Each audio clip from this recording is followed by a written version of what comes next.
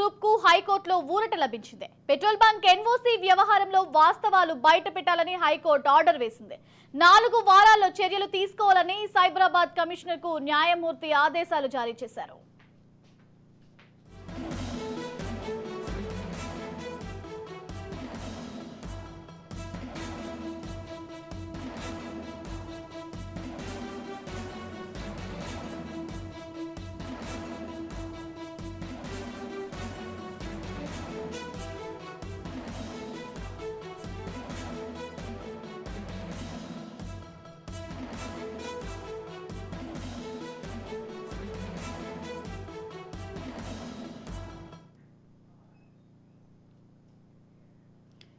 చేసిన మోసం ఏ నాటికైనా బయటపడక తప్పదన్నట్లుగా తయారైంది టీవీ యాంకర్ సాంబశివరావు పరిస్థితి.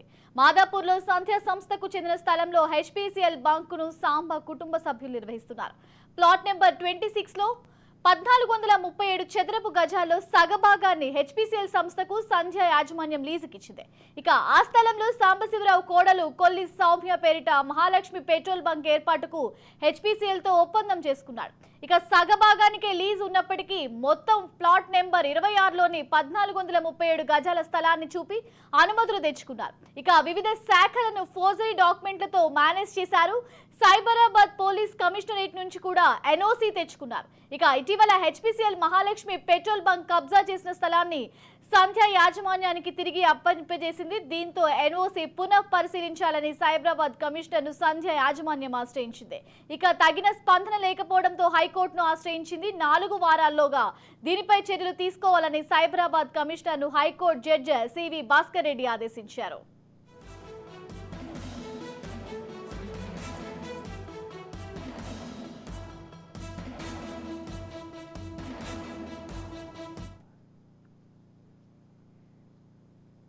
ఓవరాల్ ఇదే అంశానికి సంబంధించి సంధ్య గ్రూప్ తరపున ఈ కేసును వాదించిన హైకోర్టు న్యాయవాది నామాల శ్రీనివాస్ మరిన్ని వివరాలు అందిస్తారు. నమస్కారం అండి శ్రీనివాస్ గారు. హలో. నమస్కారం అండి శ్రీనివాస్ గారు. హలో, వినిపిస్తుంది శ్రీనివాస్ గారు. మేడం చెప్పండి. శ్రీనివాస్ గారు నమస్కారం అండి. ఇక మనం చూసుకుంటే యాక్చువల్గా ఈ కేసు డీటెయిల్స్ ఏంటి, అసలు ఏం జరిగింది, ఈ కేసుకి సంబంధించిన డీటెయిల్స్ ఒకసారి తెలియజేయండి. ఈ రోజు మన హైకోర్టులో ఒకటి రిట్ ఫైల్ చేయడం జరిగిందండి. CP commissioner of police Cyberabad గారికి మల్టిపుల్ రిప్రజెంటేషన్స్ ఇచ్చున్నాం మన క్లయింట్ సంధ్య గారి తరఫు నుంచి. ఈ పెట్రోల్ బంక్ విషయం గురించి యాక్చువల్ గా పెట్రోల్ బంక్ వచ్చేసి ఎన్ఓసి ఇవ్వడము, కమిషనర్ ఆఫ్ పోలీస్ గారు ఎన్ఓసి ఇచ్చారు హెచ్పీసీఎల్ టువర్డ్స్. సో దాన్ని బేస్ చేసుకుని డీలర్షిప్ పర్మిషన్ పొందారండి. ఆ డీలర్స్ ఎవరైతే ఇప్పుడు ఆపరేట్ చేస్తున్నారో అందులో మెన్షన్ చేయడం ఏంటంటే కంప్లీట్ గా కాన్స్పిరసీతోని టోటల్ ప్లాట్ నెంబర్ అంటే 1435 గజాలు అని చెప్పి మెన్షన్ చేసుకున్నారు. హలో శ్రీనివాస్ గారు వినిపిస్తుంది, చెప్పండి. సో ఒరిజినల్ గా మా క్లయింట్ సంధ్య గారు HPCL towards lease agreement execute చేసిన సైజ్ వచ్చేసి ఓన్లీ 600 స్క్వేర్ మీటర్స్, అది 717 స్క్వేర్ యార్డ్స్ మాత్రమే హెచ్పీసీఎల్ వాడుకోవచ్చు అని చెప్పి లీజ్ లో ఎంటర్ అయ్యారు. ఆ ఫ్యాక్ట్ ని సప్రెస్ చేస్తూ టోటల్ ప్లాట్ అని అంటే instead mentioning part of plot number 26 అని మెన్షన్ చేయకుండా టోటల్ ప్లాట్ కింద అంటే 1435 గజాలు చూపించారు. ఎందుకంటే బేసిక్ మినిమం నీడ్స్ ఉంటాయండి పెట్రోల్ బంక్ ఆపరేట్ చేయడానికి, దాన్ని ఎస్టాబ్లిష్ చేయడానికి. సర్టెన్ క్లియరెన్స్ అవసరం ఉంటుంది. ట్రాఫిక్ నుంచి కావచ్చు, పొల్యూషన్ నుంచి కావచ్చు, లోకల్ ఎంఆర్ఓ నుంచి కావచ్చు, జాయింట్ కలెక్టర్ నుంచి కావచ్చు, సో జిహెచ్ఎంసీ నుంచి కావచ్చు. వీళ్ళు నో అబ్జెక్షన్ ఇవ్వడానికి కావాల్సినంత అంటే పెట్రోల్ బంక్ ఎస్టాబ్లిష్ చేయడానికి కావాల్సిన సైజ్ ఆఫ్ ల్యాండ్ అవైలబుల్ ఉంటేనే వాళ్ళు నో అబ్జెక్షన్ సర్టిఫికేట్ ఇస్తారు. ఈ ఫ్యాక్ట్ ని అడ్డు పెట్టుకుని మన వాళ్ళు ఏంటంటే పార్ట్ ఆఫ్ ప్లాట్ నెంబర్ 26 అంటే తెలివిగా మన క్లయింట్ సంధ్య గారి దగ్గర నుంచి only half of the plot మాత్రమే లీజ్ చేయించుకున్నారు. బట్ డాక్యుమెంట్స్ లో మెన్షన్ చేసింది ఏంటంటే ఫుల్ ప్లాట్ మెన్షన్ చేశారు, అంటే 1435 గజాలు. దీన్ని బేస్ చేసుకుని అన్ని డిపార్ట్మెంట్ వాళ్ళు కూడా ఎన్ఓసి నో అబ్జెక్షన్ సర్టిఫికేట్ ఇచ్చేసారు, మీరు పెట్రోల్ బంక్ ఇక్కడ ఆపరేట్ చేసుకోవచ్చని. ఈ విషయాన్ని వెలుగులోకి తెస్తూ మేము కమిషనర్ ఆఫ్ పోలీస్ గారికి మా క్లయింట్ మల్టిపుల్ టైమ్స్ రిప్రజెంటేషన్స్ ఇచ్చారు. సార్ ఇట్లా జరిగింది, మీకు ఈ పార్ట్ ఆఫ్ ప్లాట్ నెంబర్ అని మెన్షన్ చేయకుండా టోటల్ ప్లాట్ అని మెన్షన్ చేశారు. ఈ పర్సెప్షన్ లోనే మీరు ఎన్ఓసి రిలీజ్ చేయడం జరిగింది కమిషనర్ ఆఫ్ పోలీస్ గారు towards HPCL and minister of petroleum కి. దీన్ని కరెక్ట్ చేసుకుని ఎన్ఓసీని క్యాన్సిల్ చేయండి అని మల్టిపుల్ రిప్రజెంటేషన్ ఇచ్చారు మన క్లయింట్. దాని మీద ఏ యాక్షన్ తీసుకోకపోయేసరికి హైకోర్టుని అప్రోచ్ అవ్వడము, మాండమస్ వేయడము అండ్ కోర్టు వారు దీన్ని చూసుకుని డైరెక్షన్స్ సిపి గారికి పాస్ చేయడము విత్ ఇన్ 4 weeks లో మనకి కమిషనర్ ఆఫ్ పోలీస్ సైబరాబాద్ గారు దీనిపైన యాక్షన్ తీసుకుని ఈ కంప్లైంట్ ఏదైతే ఉందో దాన్ని డిస్పోజ్ చేయమని, అంటే దానికి కన్సర్న్ యాక్షన్ తీసుకోమని చెప్పి డైరెక్షన్స్ ఇచ్చారండి. శ్రీనివాస్ గారికి మనం చూసుకుంటే దీనికి సంబంధించి మీ తరపు నుంచి ఎలాంటి వాదనలు వినిపించడం జరిగింది? సో క్లియర్ గా ఎలాబొరేట్ ఫ్యాక్ట్స్ అన్ని కోర్టు వారి ముందు పెట్టామండి. ఏదైతే పేపర్లలో ఎన్ఓసి అబ్టైన్ చేసేప్పుడు హైడ్ చేస్తూ పెట్టున్నారో part of plot number 26 plot number 26 చాలా తేడా ఉందండి. రాసేప్పుడు ఓన్లీ పార్ట్ ఆఫ్ అనే పదాన్ని, ఇంగ్లీష్ పదాన్ని తొలగించడం వల్ల ఇంటెన్షనల్ మీనింగ్ ఏంటంటే గవర్నమెంట్ కి తప్పుడు ఇన్ఫర్మేషన్ ఇవ్వడం, ఏమని మొత్తం 1400 గజాల్లో పెడుతున్నామని చెప్పి తప్పుడు ఇన్ఫర్మేషన్ ఇవ్వడం జరిగింది. ఈ విషయాన్ని కోర్టు వారికి క్లియర్ గా ఆన్ పేపర్ మేము చూపిస్తూ లీజ్ అగ్రిమెంట్ ఎంతైతే హెచ్పిసిఎల్ తో జరిగిందో ఆ అగ్రిమెంట్ ని కూడా కాపీని కోర్టు వారి ముందు పెట్టున్నాము. రైట్, ఇక మనం చూసుకుంటే దీనిపైన ఫర్దర్ గా అంటే యాక్చువల్ గా మీరు ఈ కేసుకి సంబంధించి ఆర్డర్స్ కి సంబంధించి నెక్స్ట్ ఏం జరగబోతుంది?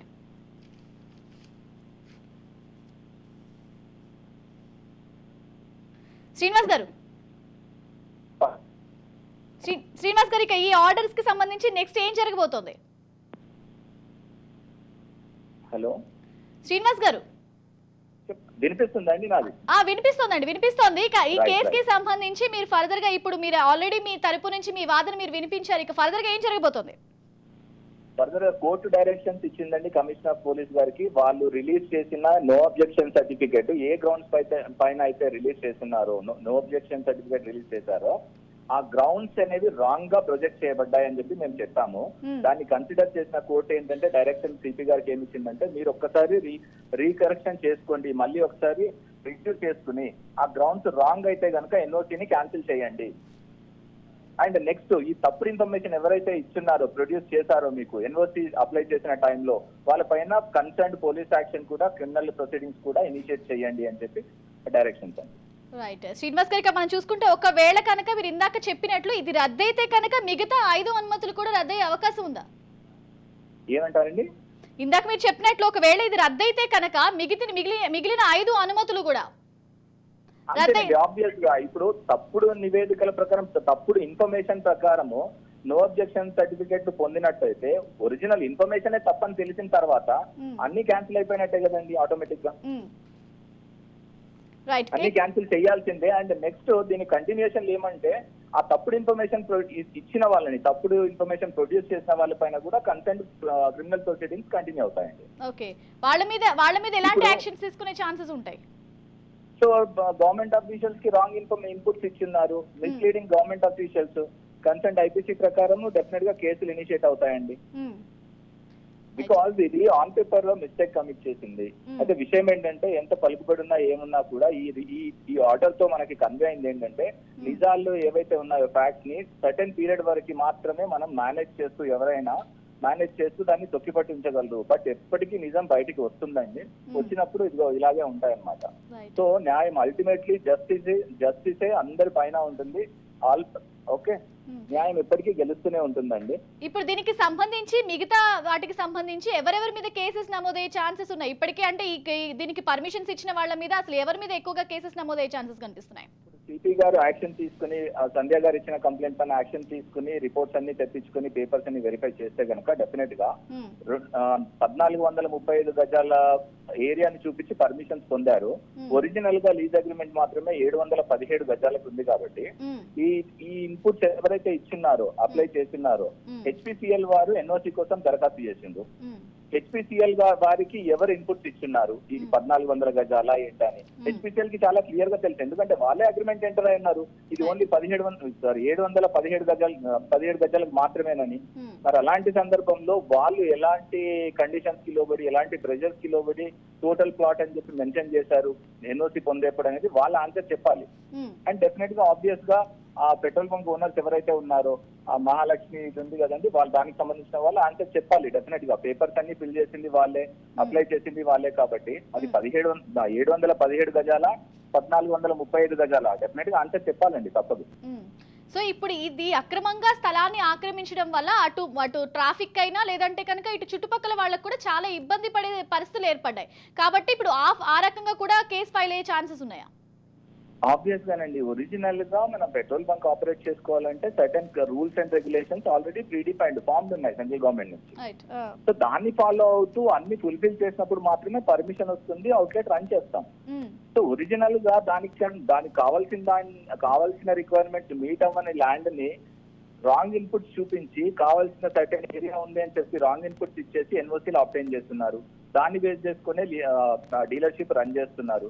అప్పుడు డెఫినెట్ గా ఒరిజినల్ ల్యాండ్ లార్డ్స్ ఎవరైతే ఉన్నారో వాళ్ళు ఓన్లీ ఎంత పోర్షన్ ఇచ్చారు, 717 గజాలు, అంత పోర్షన్ ల్యాండ్ లో సేఫ్టీ మెజర్స్ తీసుకుంటూ పబ్లిక్ సేఫ్టీని దృష్టిలో పెట్టుకొని పెట్రోల్ బంక్ ఆపరేట్ చేయడం అనేది ఇంపాసిబుల్. సో డెఫినెట్ గా ప్రజలు ఏమన్నా ఇప్పుడు జరగనంది ఏమన్నా జరిగినప్పుడు డెఫినెట్ గా సేఫ్టీ మెజర్స్ ఎక్కడ పోయినాయండి? తీరా చూస్తే ఎన్ఓసీ వచ్చింది మాకు, అందుకనే మేము ఆపరేట్ చేస్తున్నాం అని చెప్తారు. బట్ ఎన్ఓసీ ఇచ్చింది ఎంతకి? మొత్తం టోటల్ ప్లాట్ కి 1435 గజాలకి. ఒకవేళ 1435 గజాలు ఆపరేట్ చేస్తుంటే సేఫ్టీ మెజర్స్ అన్ని ఇంప్లిమెంట్ చేయబడతాయి. ఇప్పుడు అల్టిమేట్ గా సఫర్ అయ్యేది ఏదైనా అనుకోని సంఘటన జరిగితే ప్రజలేనండి ప్రాణాలు కోల్పోయేది. ఇప్పుడు ఈ ఆక్రమణకు గురైన స్థలానికి సంబంధించిన మన దగ్గర ఏం డాక్యుమెంట్స్ ఉన్నాయి, ఎటువంటి ప్రూఫ్స్ ఉన్నాయి ఫర్దర్ గా ముందుకెళ్ళడానికి? ఆక్రమణ అని కూడా క్లియర్ గా చెప్పలేమండి. ఇది ఎందుకంటే ఆక్రమణ విషయం కాదు, రాంగ్ ఇన్పుట్స్ ఇచ్చి పెద్ద ఏరియా ఉంది పెట్రోల్ బంక్ ఆపరేట్ చేసుకోవడానికి అని చెప్పి రాంగ్ ఇన్పుట్స్ ఇచ్చారు. ఒరిజినల్ గా అవైలబుల్ ల్యాండ్ ఎంత ఉంది అంటే చాలా చిన్న area, that is half of the plot. So land owner కి టైటిల్ క్లియరెన్స్ డెఫినెట్ గా ఎప్పుడు మన క్లయింట్ సంధ్య గారికి సంబంధించి ఆమె సేల్ డేట్స్ ఉన్నాయి, ప్రతి ఇన్పుట్స్ ఉన్నాయండి, మనకు సంబంధించి ప్రతి ఎవిడెన్స్ ఉంది. సో దాన్నే ప్రొడ్యూస్ చేస్తాము సిపి గారికి along with high court order.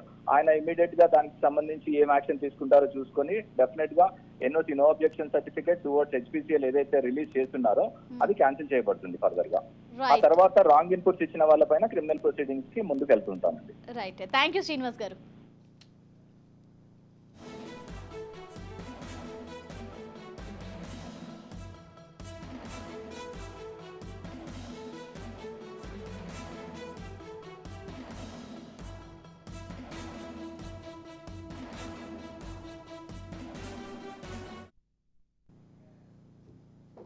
Sandhya group కి హైకోర్టులో ఊరట లభించింది. పెట్రోల్ బంక్ ఎన్ఓసి వ్యవహారంలో వాస్తవాలు బయటపెట్టాలని హైకోర్టు ఆర్డర్ వేసింది. 4 వారాల్లో చర్యలు తీసుకోవాలని సైబరాబాద్ కమిషనర్ కు న్యాయమూర్తి ఆదేశాలు జారీ చేశారు.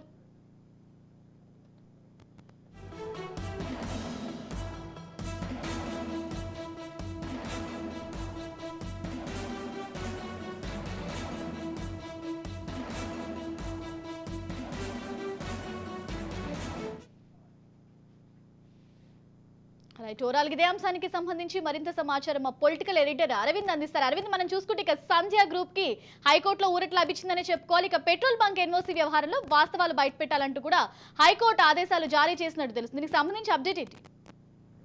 శ్రావ్య, ఇక్కడ ప్రధానంగా గమనించాల్సిన అంశం ఏంటంటే ఇది ఒక పెట్రోల్ బంకు వివాదాన్ని 2 రాష్ట్రాల వివాదంగా, 2 పార్టీల వివాదంగా చాలా పెద్ద సమస్యగా చేసే ప్రయత్నం అయితే జరిగింది. కాబట్టి దీన్ని దీనికి ఒక రాజకీయ అంశంగా చూడాల్సినటువంటి పరిస్థితి. అదే సందర్భంలో రాజకీయ పార్టీలని, కులాలని, రకరకాల ఇంప్లికేషన్స్, రకరకాల వ్యక్తులని, రకరకాల అంటే దీంతో ఎక్కడా సంబంధం లేని వ్యక్తుల్ని, దీంతో ఎక్కడా సంబంధం లేని రాజకీయ పార్టీని తీసుకొచ్చి దీన్ని మీరు రాజకీయమయం చేయడానికి ఒక ప్రయత్నం జరిగింది. అయితే దీనికి ఒక ముగింపు అయితే ఈరోజు వచ్చిందని భావించాలి. గతంలో హెచ్పిసిఎల్ ఉన్నటువంటి 1437 గజాల్లో సగాన్ని డిమార్క్ చేసి ఎప్పుడైతే సంజయ్ యాజమాన్యానికి అప్పగించిందో మిగతా సంఘంలో ఉన్నటువంటి భాగంతో పెట్రోల్ బంక్ నిర్వహణ, దానికి సంబంధించినటువంటి 5 ప్రధాన అనుమతులు PESO petroleum and explosive safety organisation PESO కానీ మిగతా సంస్థలు కానీ ఇచ్చేటటువంటి 5 అనుమతులు, ట్రాఫిక్ ఇబ్బందులు లేవని ట్రాఫిక్ ఇచ్చే ఎన్ఓసి కానీ, ఇట్లాంటి 5 అనుమతుల ఆధారంగా సైబరాబాద్ పోలీస్ కమిషనర్ ఇచ్చినటువంటి ఎన్ఓసిని రద్దు చేయాలని సంధ్య గ్రూప్ ఏదైతే సవాల్ చేసిందో దాని విషయంలో సంధ్య గ్రూప్ యొక్క అభ్యర్థనను మన్నించి దాన్ని కన్సిడర్ చేసి దాన్ని 4 వారాల్లో దానికి సంబంధించిన రిపోర్ట్ సబ్మిట్ చేయాలని చెప్పేసి ఇప్పటికే హైకోర్టు ఆ రకమైనటువంటి డైరెక్షన్ ఇచ్చే పరిస్థితి చూసాం. ఇది ఇట్లా ఉంటే దీన్ని అసలు రాజకీయపరమైనటువంటి అంశంగా, దీన్ని ఒక పెద్ద వివాదంగా చేయాలని భావించినటువంటి సాంబశివరావు కానీ, సాంబశివరావు సంబంధించినటువంటి వ్యక్తులకు కానీ, సాంబశివరావు అనుయాయులకు కానీ ఇది ఒక పెద్ద దెబ్బగానే భావించాలి. ఎందుకంటే ఇప్పటికే హెచ్పిసిఎల్ చాలా క్లియర్గా చెప్పేసింది ఆ సగం భాగం సంజయ్ గ్రూప్ చెందింది అని. మిగతా సగభాగం ఆధారంగా ఎన్ఓసి రద్దు చేయాలన్న సంజయ్ గ్రూప్ విజ్ఞప్తిని సంజయ్ గ్రూప్ ఇచ్చినటువంటి దరఖాస్తుని పరిశీలించి 4 వారాల్లో యాక్షన్ టేకన్ రిపోర్ట్ సబ్మిట్ చేయాలని ఆదేశించడం ద్వారా హైకోర్టు ఈరోజు ఒక క్లియర్ ఇండికేషన్ అయితే ఇచ్చేసినటువంటి పరిస్థితి అయితే ఉంది. ఆ కోర్టులు ఏం చెప్తే అది చేస్తాను, హెచ్పిసిఎల్ ఏం చెప్తే అది చేస్తాను అని ప్రెస్ మీట్లో ఆర్భాటంగా ప్రకటించిన సాంబశివరావు ఇప్పుడు ఏం చెప్తారు అనేది చూడాలి. అయితే ఈ వివాదంలో ఇక్కడ ఇంకొక విషయం కూడా గమనించాలి. నిన్న ఆయన అంటే ఆయన హెచ్పిసిఎల్ మీద నాకు ఇందాక న్యాయవాదితో మాట్లాడుతున్న సందర్భంగా ఇంకొక విషయం తెలిసింది ఏంటంటే, హెచ్పిసిఎల్ మీద సాంబశివరావు కుటుంబ సభ్యులు వేసినటువంటి కేసును కూడా వాళ్ళే విత్డ్రా చేసుకున్నారు. దాన్ని ఒక క్లియర్ కట్ అంశంగా చూడాలి. అంటే ఇక్కడ ఒక ముఖ్యమైన అంశం ఏంటంటే, ఈ మొత్తం వివాదంలో ఎక్కడ అంటే నాకు సంజయ్ గ్రూప్కి ఉన్నటువంటి వివాదం చాలా చిన్నది, పెట్రోల్ బంక్ వివాదం అని ఒక పక్క చెప్తున్నారు. రెండో పక్క సంజయ్ గ్రూప్ యాజమాన్యాన్ని బాగా కించపరిచేలాగా ఆయన వ్యాఖ్యలు చేశారు. వీటన్నిటి నేపథ్యంలో ఇది ఈరోజు వచ్చినటువంటి స్టెప్పు, ఆయన 4 వారాల లోపే రాబోతున్నటువంటి మరో స్టెప్, ఎన్ఓసికి సంబంధించినటువంటి మరో స్టెప్, ఇది ఏ డైరెక్షన్లో వెళ్తుందో ఖచ్చితంగా చూడాల్సినటువంటి పరిస్థితి అయితే ఉంది. ఖచ్చితంగా ఇది రెండు పక్షాల వాదనల్లో ఒక పక్షం వాదన కరెక్ట్ అని హెచ్పిసిఎల్ నిర్ధారిస్తే ఈరోజు హైకోర్టు కూడా అదే రకమైనటువంటి సానుకూలమైనటువంటి సంకేతాలు ఇచ్చినట్టుగా భావించాలి. అరవింద్ మనం చూసుకుంటే ఇక 1437 చదరపు గజాల్లో సగభాగాన్ని మాత్రమే హెచ్పిసిఎల్ కి సంధ్యా యాజమాన్యం లీజుకి ఇచ్చింది. కానీ మిగిలిన స్థలాన్ని ఆక్రమణ చేసినట్టు వేరే వాళ్ళ నుంచి అంటే అనధికారికంగా కూడా కొన్ని డాక్యుమెంట్స్ తెచ్చుకున్నారు. దీనికి సంబంధించి ఇప్పుడు అనధికారికంగా ఈ డాక్యుమెంట్స్ ఇచ్చిన వాళ్ళకి సంబంధించి కేసెస్ ఏ విధంగా నమోదయ్యే ఛాన్సెస్ కనిపిస్తున్నాయి మనకి? ఇక్కడ 2 రకాలైనటువంటి కేసులకి సంబంధించి ఊహాగానాలు ఉన్నాయి. మొదటిదేమో హెచ్పిసిఎల్ఏ తమని అంటే ఫోర్జరీ డాక్యుమెంట్లు పెట్టి మోసం చేశారంటూ హెచ్పిసిఎల్ ఒక క్రిమినల్ కేసుని ఇనిషియేట్ చేయాలనే ఆలోచనలో ఉన్నట్టుగా ఉంది. రెండోది, ఇప్పుడు పోలీసులు కూడా ఆ రకమైనటువంటి కేసులు ఇనిషియేట్ చేయాల్సినటువంటి పరిస్థితి వచ్చే అవకాశం ఉంది. దానికి ఒక బేస్ ఏంటంటే, క్రిమినల్ యాక్షన్ ఇనిషియేట్ చేయండి అని చెప్పి ఈరోజు సంజయ్ గ్రూప్ వేసినటువంటి పిటిషన్లో కూడా ఉంది. ఇందాక మనతో మాట్లాడిన నామాల శ్రీనివాస్ కూడా అదే చెప్పారు. క్రిమినల్ కేసులను కూడా ఇనిషియేట్ చేయాలనేటటువంటి ఏదైతే ప్లీ ఉందో, ఏదైతే కోరిక ఉందో, దానికి కూడా ఒక క్లారిటీ వచ్చే అవకాశం ఉంది. మొత్తం మీద ఇది అంటే చిన్న వివాదాన్ని కూర్చుని పరిష్కారం చేసుకోవాల్సినటువంటి వివాదాన్ని పెద్ద వివాదం చేసి దానికి రాజకీయాలు పులిమి దాన్ని ఈ వ్యవహారంతో సంబంధం లేనటువంటి రాజకీయ వ్యక్తుల్ని తీసుకొచ్చి దాంట్లో పెట్టి దాన్ని ఈ రకమైనటువంటి రాజకీయ విమర్శలు చేయడం ద్వారా ఈ అంశాన్ని మరింత జటిలం చేసి ఈ అంశాన్ని మరింత సులభతరంగా పరిష్కారం అవ్వాల్సినటువంటి అంశాన్ని జటిలం చేసి ఈ అంశాన్ని మరింత కాంప్లికేట్ చేశారు సాంబశివరావు అని మాత్రం చెప్పక తప్పదు. ఇదే సందర్భంలో ఇంకోటి ముఖ్యంగా చెప్పాల్సినటువంటి విషయం ఏంటంటే, ఇక్కడ ఈ వివాదం ఇంతటితోటి ఆగలేదు, ఇక్కడతోటి ఫుల్ స్టాప్ పడలేదు. ఇప్పుడు ఎన్ఓసి కనుక క్యాన్సిల్ అయితే ఆ పెట్రోల్ బంక్ విషయంలో హెచ్పిసిఎల్ మరొక యాక్షన్ తీసుకోవాల్సిన పరిస్థితి ఉంటుంది. ఆ పెట్రోల్ బంక్ లీజుకి సంబంధించినటువంటి విషయంలో హెచ్పిసిఎల్ నిర్ణయం తీసుకుంటుంది. మరొక పక్క అసలు ఈ మొత్తం వ్యవహారం, పెట్రోల్ బంక్ వ్యవహారాన్ని మరో చోటకి తరలించుకోండి అని చెప్పేసి ఆ పెట్రోల్ బంక్ వ్యవహారం అంటే ఎవరైతే నిర్వహిస్తున్నారో వాళ్ళకి మహాలక్ష్మి పెట్రోల్ స్టేషన్కి క్లియర్ కట్గా హెచ్పిసిఎల్ ఇండికేషన్స్ ఇచ్చే అవకాశం ఉంది. ఇది ఈరోజు జరుగుతున్నటువంటి పరిస్థితి. Shravya. Right, thank you Arvind.